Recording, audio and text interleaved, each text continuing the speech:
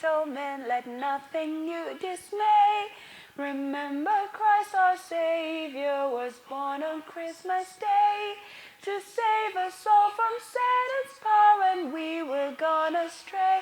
Oh, tidings of comfort and joy, comfort and joy. Oh, tidings of comfort and joy.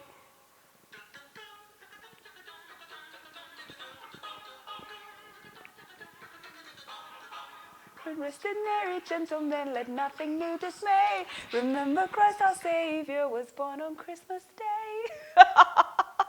Woo! Christmas! It's coming! Hey, please. I love Christmas. Christmas is on its way, but what is Christmas if we're not living to the fullest where Christ, he was born that we may live life to the fullest. So why are we celebrating his birth and the reason he came if we're not doing that, right? And that's what we're doing. We're discussing in this series, living life to the fullest. Today, in this video, I would like to talk about changing your life. When you realize that you're not in a place that you would like to be, how do you change your life?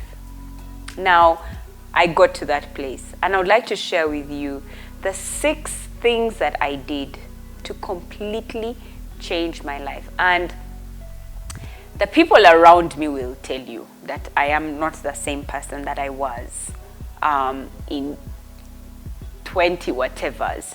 For some people, like my husband, it's taken him long to notice because I guess he's been through the process.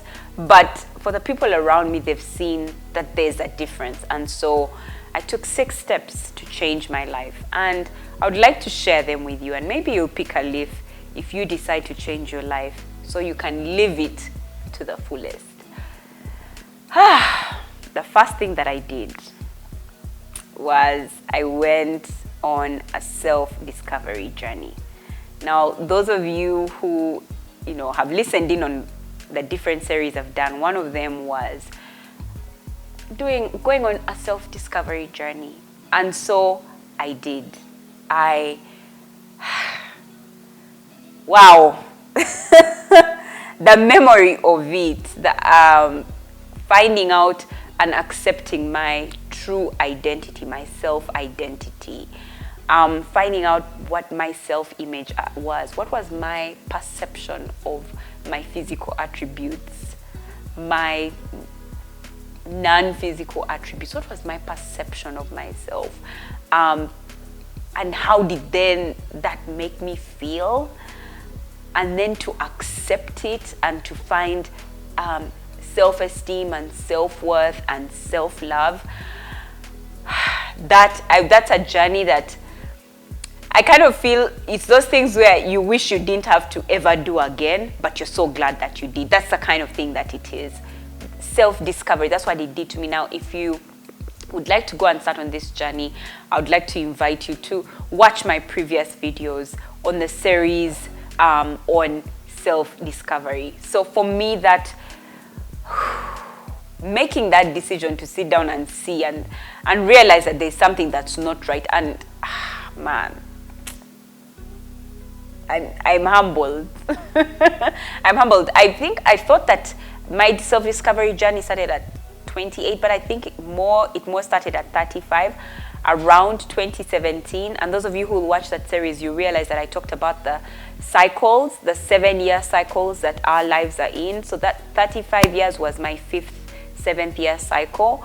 And 2017, well, it wasn't 35, but I was on my way on death in my 4th cycle. You remember what I talked about, and now I was going to start anyway. Yeah, self-discovery. That changed my life. Doing my self-discovery. That it gave me the reasons as to why I feel the way I do, why I have the emotions I have, why my character is the way it is, what my personality is, what my strengths, what my weaknesses, what I liked, what I disliked. It just defined everything for me to understand myself to the fullest, man. I can't trade that time for anything else. I kid you not.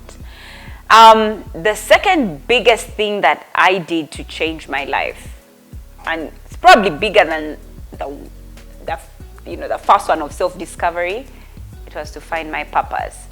Guys, that day I was able to define my purpose and make this brings tears to my eyes, but finding the reason why I'm here. Mark Twain says there's two important days in a person's life: the day they're born and the day they find out why.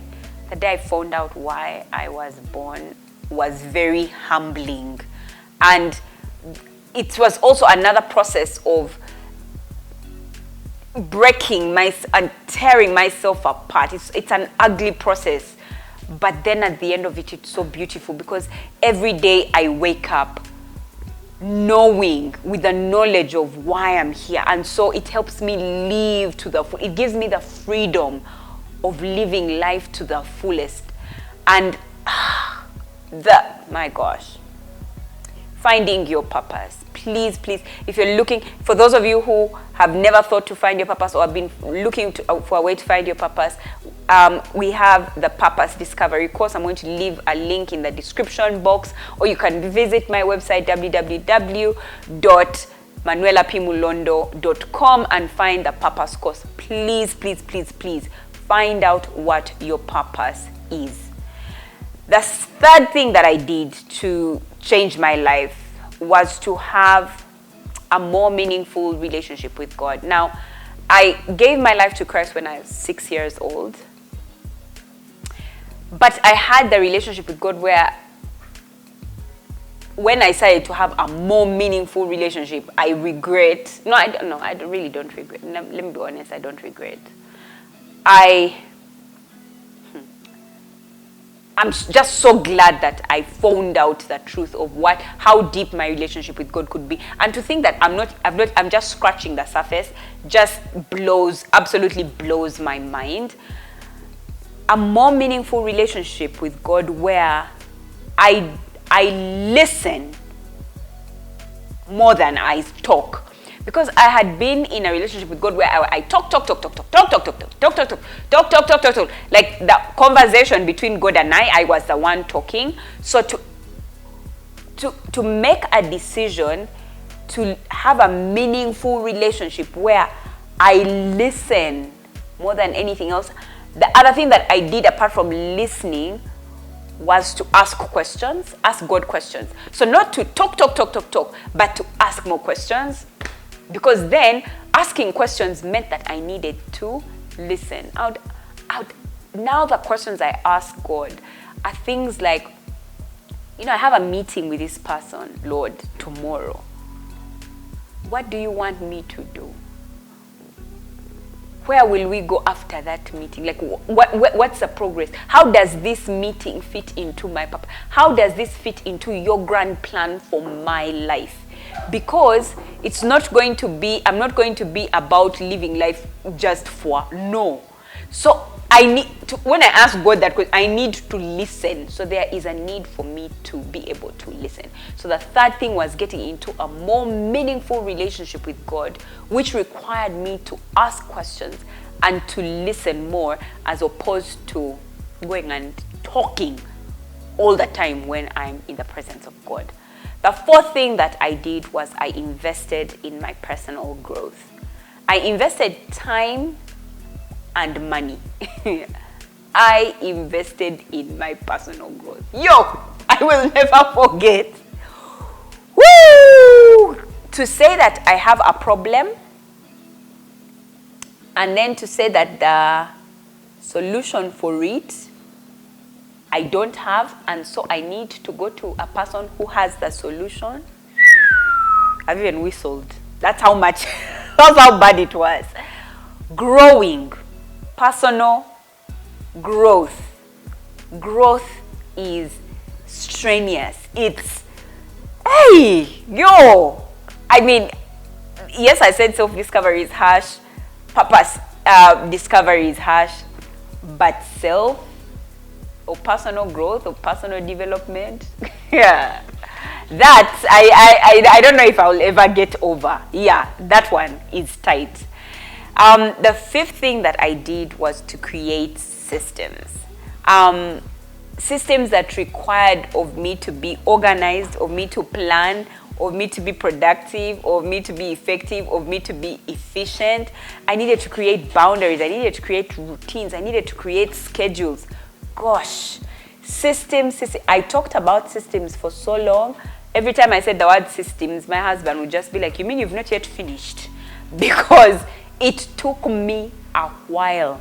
But that decision to change, that decision changed, like absolutely changed my life, because it meant that I could be on time. It meant that I could spend time with my children. It meant I could spend time with my husband. It meant that I could, guys, that I could be there for I was there for my brother's wife giving birth. That was unheard of. No one would have expected me, the old me. No one would have would you have expected me, Mr. Jamgisa? Not at all.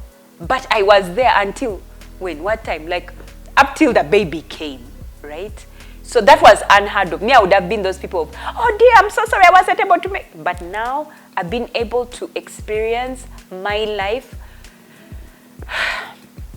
Creating systems changed my life. And lastly, I did the work. I did the work. You people, it was hard. I don't think there's anyone that can testify of the work that I have done except my darling husband, who has seen me struggle to do the work. Struggle. I've gone through anxiety. I've gone through depression. I've gone through, but every day I have to wake up and say I am going to do the work, even if my body opposes it 100%. And even then, when I fail to get up and guys, like when they say do the work, sometimes we don't. Guys, doing the work. Now, remember when I said that self-discovery was hard. I said finding purpose was hard. I said personal growth was doing the work. That's hard. That's hard, but doing the, and I'm still doing the work, to be honest. Right now, I'm still doing the work to be able to have YouTube videos every week. Yeah, doing the work. And so I'd like to invite you on a journey to change your life, to change it, because I've seen what it has done for me. So can't wait to see you next week as we continue this series on living life to the fullest. Until next time, see you. Bye-bye.